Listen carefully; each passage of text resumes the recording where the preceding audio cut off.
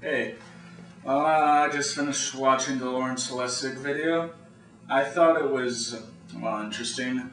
I don't particularly agree with his assessment that all basic forms of literature or reading and writing are prosaic, dead, or the equivalent of teaching children Latin now.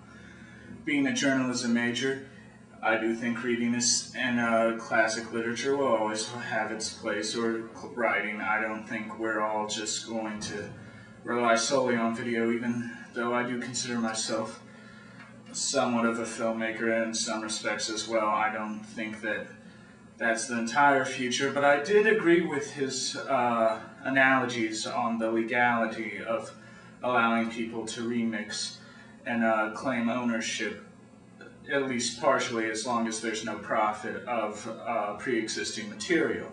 Fan culture is quite common now to see in fan culture people taking their favorite shows, movies, anime, whatever, and remixing it with music or re-editing it or creating something personal so they claim ownership.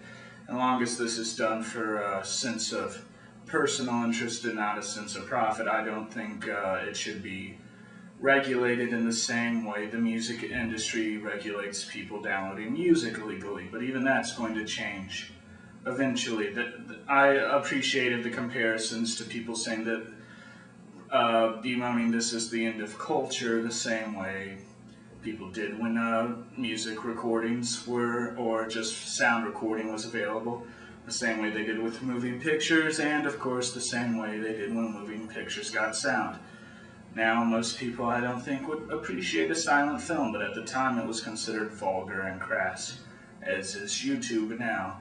But the idea of the concept of sharing ideas will always be applicable. So I did agree with that. I especially like the comparison of trying to regulate it to prohibition, which I had not looked at that in that way before, but a failing attempt of just making most of the country criminals due to some I wouldn't say archaic moral standard, but some unlikely to be enforced to the point of deterrent legal standard.